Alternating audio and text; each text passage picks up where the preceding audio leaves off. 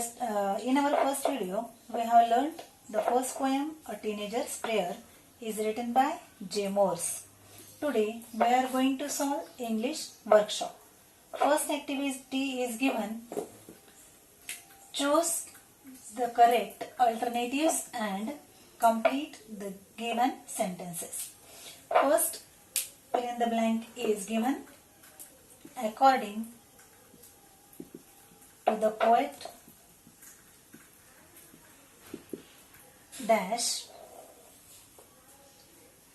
are brought by each new day. Options are given, new beginnings and new endings. आता पहिली activity आहे आपली की योग्य पर्याय निवडा आणि खाली दिलेली वाक्य पूर्ण करा. अकॉर्डिंग टू द पोएट म्हणजे लेखकाच्या नुसार dash are brought by each new day, रिकामी जागा नवीन दिवसाकडून आणल्या जातात. आता ऑप्शन्स दिले आहेत आपल्याला. न्यू बिगिनिंग्स म्हणजे नवीन सुरुवात आणि एक दिलं आहे नवीन शेवट. तर आपल्या पोएम मध्ये पाहिले आपण काल पहिल्या व्हिडिओमध्ये, तर आन्सर असेल new beginnings.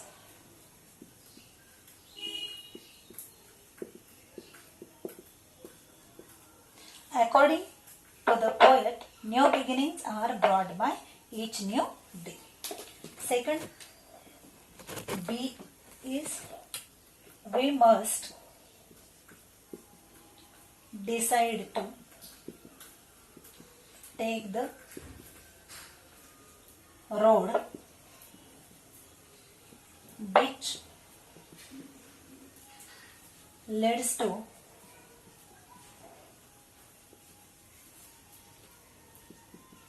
dash. Options are given, great distress or great success.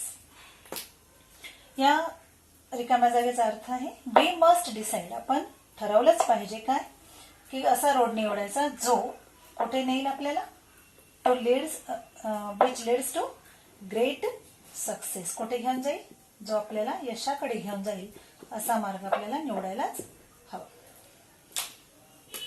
C, the poet prays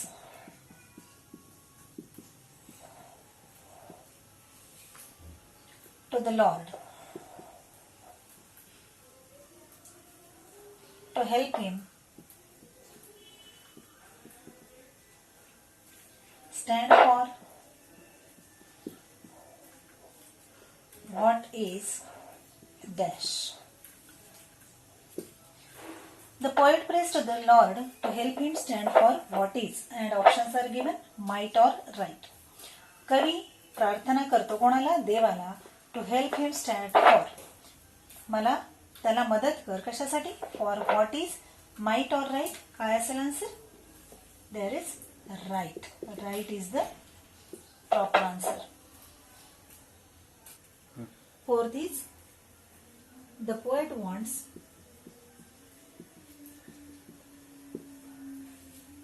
to see that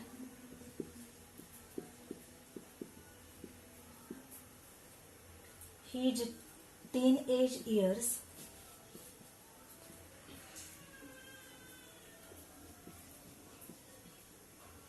have been the dash years of his life. The poet wants to say that his teenage years have been the dash years of his life, and options are given, worst or best. कवी त्याचे किशोरवयीन जीवनातील किशोरवयीन वर्ष कशा प्रकारे गेलेली आहेत हे त्याला पाहावेसे वाटते. तर कशी गेलेली पाहावेसे वाटतात, सर्वात बेस्ट म्हणजे सर्वात उत्तम आणि वर्स्ट म्हणजे सर्वात वाईट. तर इथे काय येईल answer, best. Second activity is given, find and write the pairs of rhyming words from the poem. तर आपल्याला कवितेमधल्या रायमिंग वर्ड्स शोधायचे आहेत. तर आता त्यासाठी आपल्याला पोएम पाहावी लागेल. तर मी सर्वांनी पुस्तकातील कविता पहा. फर्स्ट पेअर आहे, each day brings new beginnings, decisions I must make, I am the only one to choose the road that I will take. Here first rhyming pair is we got make and take. Second is I can choose to take the road of life that leads to great success or travel down the darkened road that leads to great distress. Here second is success, distress. Third, please open up my eyes, dear Lord, that I might clearly see. Help me stand for what is right. Bring out the best in me. Third is see and me. Fourth is help, Lord, to just say no when temptation comes my way, that I might keep my body clean and fit for life each day. Here way and day. And fifth rhyming word is pair is when my teenage years are over, I know that I will see that life is lived its very best with you walking next to me. Here fifth is see and me also. ह्या सगळ्या rhyme pairs आहेत, rhyme words आहेत. आता तुम्हाला पुढची activity याच्यावरच depend आहे. बघा third. Now third activity is what is the rhyme scheme of the poem? Choose the correct one from the following options. आता इथे राईम स्कीम पहिल्यांदा तुम्हाला माहित असणं आवश्यक आहे. राईम वर्ड्स तुम्हाला माहिती आहेत तर त्यावरूनच आपल्याला राईम स्कीम करावी लागते आणि त्याच्यानंतर आपल्याला ह्या ऑप्शन्स मधून ते ओळखता येते. तर त्यासाठी आपण पहिल्यांदा पोएम कडे जाऊया. पोएम मध्ये आपण बघूया कशी करावी लागते.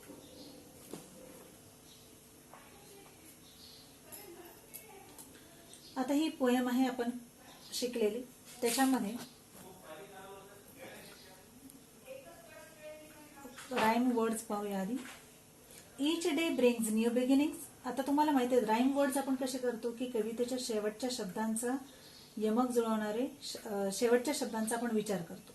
मग ते दुसऱ्या शब्दाशी यमक जुळवणारे असतील तर मग राईम वर्ड्स राईम पेअर्स तयार होते. Each day brings new beginnings. Beginnings आहे last word. Decisions I must make. Second आहे make. I am the only one to choose. Third आहे choose the road that I will take. आता इथे आपण पहिल्यांदा विचार करणार आहोत. आता बिगिनिंग्स याला आपण ए घेणार आहोत. तर पहिला आहे बिगिनिंग्स. आता याचा उच्चार पहा. त्याच्यासाठी आपण ए घेणार आहोत. Then make. आता याच्यासारखा हा साऊंड करत नाही. त्याचा उच्चार असा बिगिनिंग्स आणि मेक वेगवेगळे आहेत म्हणून आपण घेणार आहोत बी. थर्ड आहे चूज. आता बिगिनिंग सारखाही त्याचा उच्चार होत नाही, साऊंड होत नाही आणि मेक सारखाही होत नाही म्हणून आपण घेणार आहोत सी. टेक. टेक्स बघा बिगिनिंग्स मेक चूज या तीनपैकी कोणासारखा साऊंड येतो? मेक सारखा. Make take. So we should take B. बघा राईम स्कीम कशी झाली आहे. A B C B. तसंच दुसऱ्या याचं पाहू आपण. शेवटचा वर्ड आहे लाईफ. इथे घेणार आहोत ए. दुसरा आहे सक्सेस. लाईफ सारखा होतो का साऊंड? नाही म्हणून बी. रोड. लाईफ सक्सेस रोड या दोन्ही सारखा होत नाही म्हणून आपण घेणार आहोत सी. आता हे distress. Life success road distress कशासारखा साऊंड होतो? सक्सेस सारखा. So we should take here B. It's also A B C B. A B C B. Third lord. A C. Lord सारखा साऊंड करत नाही म्हणून B. Right. Lord C right वेगळा आहे C.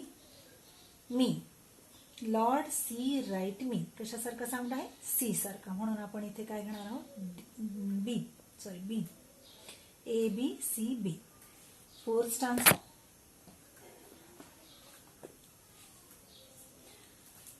No. No साठी घेणार तर आपण ए. वे. नो सारखा साऊंड करत नाही म्हणून बी. क्लीन. नो आणि वे सारखा साऊंड करत नाही म्हणून सी. आणि डे. नो वे क्लीन डे. इथे कशासारखा साऊंड करतो हा बे सारखा, म्हणून इथे आपण घेणार आहोत B. Last answer over A C, not sound like over, so B. Best over C best, इथे पण दोन्ही सारखा साऊंड करत नाही म्हणून सी. आणि मी ओव्हर सी बेस्ट मी, या तीनही पैकी सी सारखा साऊंड करतो म्हणून इथे आपण राईम स्कीम घेणार आहोत बी. सो ए बी सी बी. आता आपण चेक करूया पाचही स्टांजाचे राईम स्कीम कशी आहे का. A B C B, A B C B, A B C B, A B C B, A B C B. यावरून आपण सांगू शकतो की या पूर्ण ऑप्शन पैकी आपण जे ऑप्शन चूज केलेला आहे, चूज करणार आहोत तर कोणता आहे आपण आत्ताच पाहिले. A B C B, it is a correct answer. Do you understand. या कवितेमध्ये जरी प्रत्येक स्टांजाचे rhyme scheme A B C B असेल तरी काही अनेक कवितांचे प्रत्येक स्टांजाची राईम स्कीम वेगळी असू शकते किंवा काही अर्ध्या स्टांजांची स्कीम वेगळी आणि अर्ध्या स्टांजांची राईम स्कीम सुद्धा वेगवेगळी असू शकते. Fourth activity is match the lines in column A with the figures of speech in column B. आपल्याला इकडे काही लाईन्स दिल्या आहेत आणि त्या आपल्याला इकडे फिगर्स ऑफ स्पीच सोबत मॅच करायच्या आहेत. First line is decisions I must make. Please open up my eyes dear lord, travel down the darkened road, and for this I can choose to take the road of life. And figures of speech are given: A apostrophe, B inversion, C metaphor and D alliteration. So first पाहू आपण decisions I must make. आता इथे पहा आपण figure of speech ओळखताना आपण काही tricks असतात त्याच्यामध्ये. आता इथे आपण डिसिजन्स आय मस्ट मेक तसं पाहिलं तर हा शब्दांचा क्रम इथे आपण मागे पुढे घेतलेला आहे. तसं पाहिलं तर हे वाक्य असं होईल आय मस्ट मेक डिसिजन्स, म्हणून शब्दांचा क्रम बदलल्यामुळे इथे आपल्याला आन्सर असेल बी इन्व्हर्शन, व्युत्क्रम. Second line please open up my eyes dear Lord. आता इथे पहा की इथे याचा आन्सर आहे ऍपोस्ट्रॉफी. ऍपोस्ट्रॉफी कशी ओळखतो आपण की अनुपस्थित व्यक्ती, अमूर्त वास्तू किंवा कल्पना किंवा मृत व्यक्ती किंवा अनुपस्थित वस्तू किंवा व्यक्ती. तर इथे पहा please open up my eyes dear Lord. Dear Lord कोणाला म्हटलंय, देवाला म्हटलंय. मग देवा इथे मूर्त नाही, अमूर्त आहे, म्हणून याचा आन्सर काय असेल apostrophe means A. Travel down the darkened road. इथे travel down the darkened road, इथे पहा याचा आन्सर आहे ॲलिटरेशन म्हणजे डी. का बरं ॲलिटरेशन आले, कारण इथे डी इज रिपीटेड. जेव्हा दोन किंवा दोनपेक्षा अधिक शब्द अक्षर रिपीट झाली असतील तर त्याचं फिगर ऑफ स्पीच येते ॲलिटरेशन. फोर्थ आहे I can choose to take the road of life. Answer is metaphor because road of life is compared with career. So this is the answers B, A, D, C of this match the pairs. पाचवी activity आहे elements of planning and interview. Form groups and discuss each elements of planning and interview and prepare notes on each element. आता इथे आपल्याला interview कसा घ्यायचा आहे, कसा असला पाहिजे त्याचे काही पॉइंट्स दिले आहेत. फॉर्मॅट, आता त्याची रचना कशी असली पाहिजे इंटरव्ह्यूची, तर त्याच्यामध्ये पर्सनल क्वेश्चन्स असले पाहिजे 2-3, questions about education and professional qualifications म्हणजे त्यांच्या शिक्षणाविषयी 3-4 क्वेश्चन्स असले पाहिजे. स्पेशल अचिव्हमेंट्स इफ एनी, जर काही त्यांचे विशेषता असेल त्यावर 1-2 प्रश्न. वर्क एक्सपिरियन्स, त्यांचा काही कामाचा अनुभव असेल त्यावर 1-2 प्रश्न. आणि स्ट्रेंथ्स अँड विकनेसेस म्हणजे काही त्यांच्यामध्ये मजबूती असेल आणि काही कमजोरी, अशा या गोष्टींबाबत 1-2 प्रश्न. असे प्रश्न आपण फॉर्मॅटमध्ये म्हणजे असं एवढा आपला इंटरव्ह्यू असला पाहिजे. आता size and length how much, आता त्याची साईज किती असली पाहिजे, मग मिनिमम 12 ते 15 प्रश्न इंटरव्ह्यूमध्ये असले पाहिजे. Do's and don'ts, rules and regulations, म्हणजे डूज म्हणजे काय केलं पाहिजे आणि काय नाही केलं पाहिजे त्याबद्दल काही नियम आहेत. तर डूज मध्ये काय केलं पाहिजे आपण, make the candidate feel comfortable. तर जो इंटरव्ह्यूअर आहे त्याला काय केलं पाहिजे, पहिल्यांदा कम्फर्टेबल केलं पाहिजे by asking friendly questions initially. सुरुवातीला त्याला त्यांच्या फ्रेंडली क्वेश्चन्स विचारले पाहिजे आणि त्याला कम्फर्टेबल केलं पाहिजे. डोंट्स म्हणजे काय, मध्ये काय नाही केलं पाहिजे, तर त्याला don't interrupt while speaking.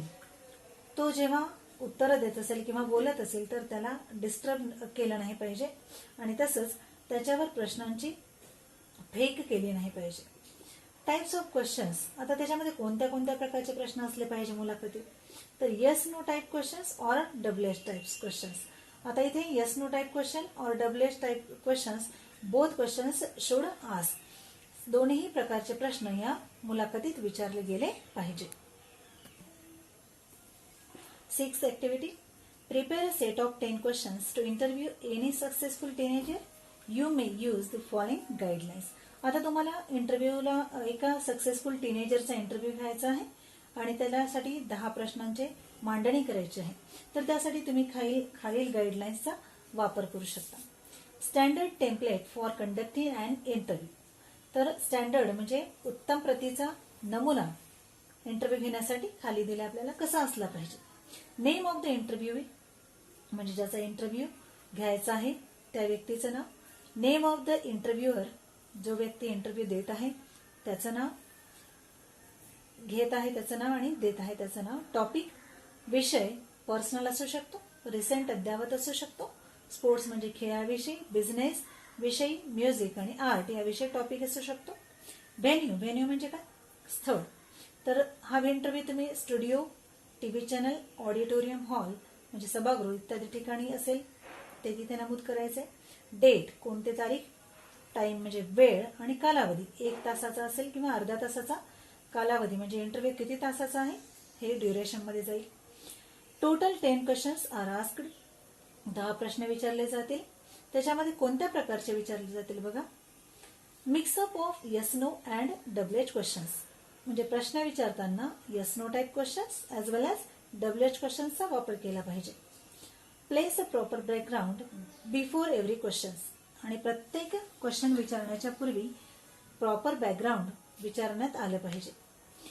Conversation should sound like a real interview. तर ज्या वेळेला आपण इंटरव्ह्युअरशी बोलताना आपला साऊंड कसा असला पाहिजे की खरा आपण जसं काही खरी मुलाखत घेत आहोत तशा प्रकारचा साऊंड असला पाहिजे.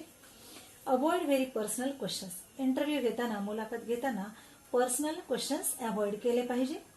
Avoid very casual and cheap and vulgar language, आणि ज्या वेळेला आपण मुलाखत घेतो त्यावेळेला कॅज्युअल म्हणजे किरकोळ भाषा किंवा असभ्य भाषा आपण टाळली पाहिजे.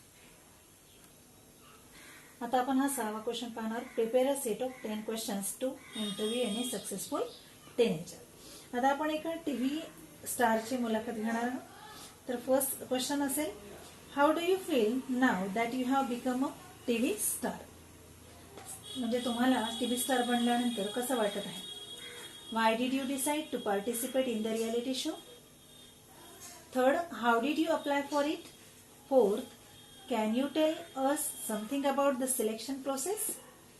Fifth, how many participants were there in all. Sixth, how many selection rounds did you have to go through. Seventh, did you feel nervous or scared. Eighth, how did you prepare yourselves for the competition. Ninth, what kind of treatment and facilities did you get from the organizers. 10. Tell us about your feelings when you made it finally. These are the 10 questions to interview. 7th activity. Read the poem.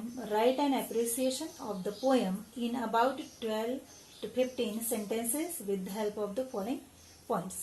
आता या फॉर्मॅटमध्ये आपल्याला जरी अनेक points दिलेले असतील तरी आपल्या पेपरला 5 मार्क्ससाठी फक्त ॲप्रिसिएशन येत आहे. तर याच्यामध्ये कोणते पॉइंट्स दिलेले आहेत. Title, poet, rhyme scheme, theme or central idea and figures of speech. तर टायटल असेल अर्ध्या मार्क्स साठी, पोएट्स नेम अर्धा marks, rhyme scheme 1 mark, theme and central idea 2 marks आणि फिगर्स ऑफ स्पीच 1 मार्क्स. तर टायटल माहिती आहे तुम्हाला, a teenagers prayer. The title of the poem is teenager's prayer. Second, the poet's name, the poem is written by J. Morse. Rhyme scheme. आता आपण या third question मध्ये आपण पाहिली आहे राइम स्कीम काय आहे, ABCD. थीम और सेंट्रल आयडिया. आता थीम और सेंट्रल आयडिया मध्ये त्या पोएमचा सार लिहायचं की या पोएम मध्ये काय आहे, काय मेसेज दिलेला आहे किंवा काय सांगितलेलं आहे कवीने. The poem is a teenager's prayer to God. The teenager is anxious about his future. He lacks confidence to take the right decision in life. He prays to God to help him to choose the right path. He wants to overcome temptations and maintain a clean and fit body. He will not have to regret in future. हे झालं 2 मार्क्ससाठी. आणि figures of speech, आता हे सुद्धा चौथ्या activity मध्ये आपण पाहिले की त्याच्यामध्ये 4 फिगर्स ऑफ स्पीच दिलेले आहेत. अपॉस्ट्रॉफी, इन्व्हर्जन, मेटाफर आणि ॲलिटरेशन. ह्या 4 फिगर्स ऑफ स्पीच आपण या फिगर्स ऑफ स्पीच या कॉलम मध्ये लिहिणार आहोत आणि अशा प्रकारे आपल्याला 5 मार्क्स मिळणार आहेत. In this video we have seen English workshop of a teenagers prayer. If you have any doubt about it, you can comment.